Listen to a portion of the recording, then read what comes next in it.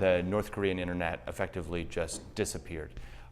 We noticed it first at CloudFare because while North Korea isn't a big source of traffic for the internet, we typically see a trickle of requests coming out of that country.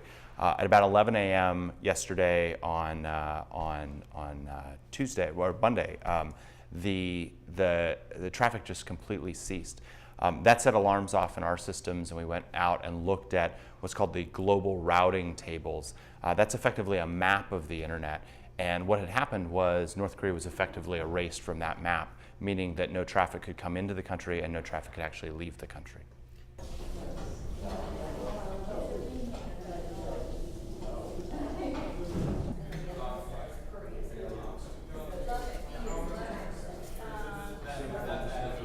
One way, if North Korea isn't the least connected country to the internet in the world, it's certainly in the top 5.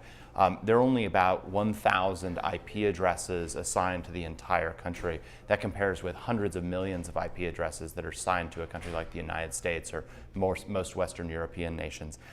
In addition, there's only one effective pipe, one connection to the rest of the internet that flows across mainland China, across a provider called China Unicom. And so that makes the North Korean internet particularly fragile and relatively easy for either the country's regime itself to control or potentially for someone external to the country to potentially knock offline.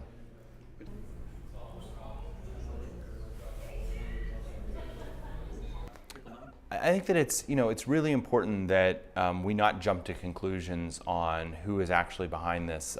It takes a long time online to do the forensic work to determine who or what actually is going on. And when you're dealing with a country that is as closed off as North Korea, sitting behind the Chinese network, which is itself quite opaque, it makes it very difficult. And so I think that we should just watch and be very patient over the next little while without jumping to the conclusion that, that it was a state-sponsored attack or otherwise, because of the possible outcomes, I think that's actually one of the least likely.